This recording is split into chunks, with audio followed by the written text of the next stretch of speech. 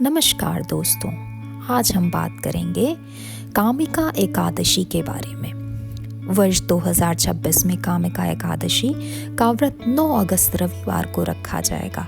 एकादशी तिथि 8 अगस्त को दोपहर 1:59 शुरू होगी और 9 अगस्त को सुबह 11:04 समाप्त होगी। पारण का समय 10 अगस्त को सुबह 5:57 पर है से लेकर के 8 बजे सुबह तक है। अब हम बात करेंगे कि कामिका एकादशी का महत्व क्या है। महाभारत युद्ध के बाद एक दिन धर्मराज युधिष्ठिर ने भगवान श्री कृष्ण से पूछा, हे माधव, श्रावण मास की कृष्ण पक्ष की कामिका एकादशी का महत्व क्या है? इस व्रत को करने से क्या फल मिलता है?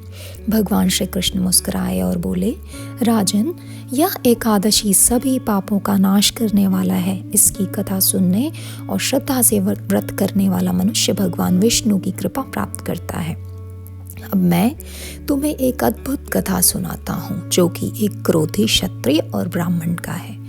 एक नगर में एक अत्यंत वीर लेकिन लोभी क्रोधी क्षत्रिय रहता था।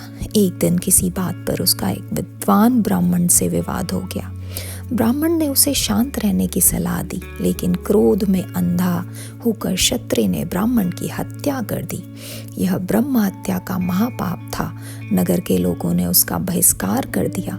जिस ब्राह्मण की मृत्यु हुई थी, उसकी आत्मा ब्रह्म राक्षस बन गई और दिन रात उस क्षत्रिय को डराने लगी। क्षत्रिय को न कहीं शांति मिलती थी, न नींद आती थी। मास की कृष्ण पक्ष की कामिका एकादशी का व्रत करो।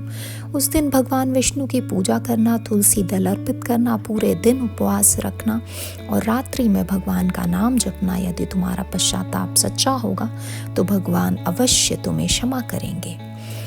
एकादशी का शुभ दिन आया। क्षत्रिय ने प्रातः स्नान किया, स्वच्छ वस्त्र धारण किए और भगवान विष्णु के सामने दीपक जलाया।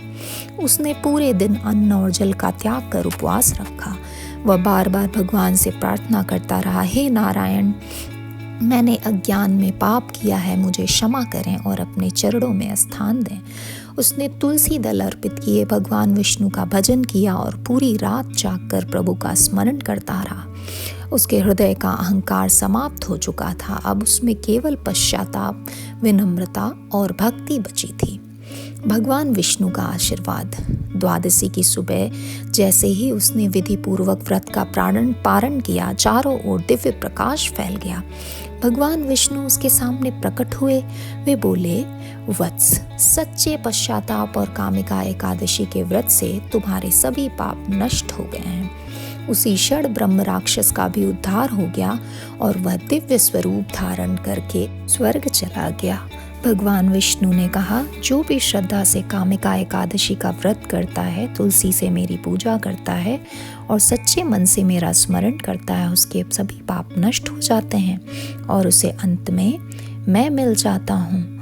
इसलिए कामिका एकादशी का व्रत बहुत ही महत्वपूर्ण है। हर मनुष्य को अपने सारे पापों एंड कष्ट को मिटाने के लिए इस व्रत का ज़रूर करना चाहिए।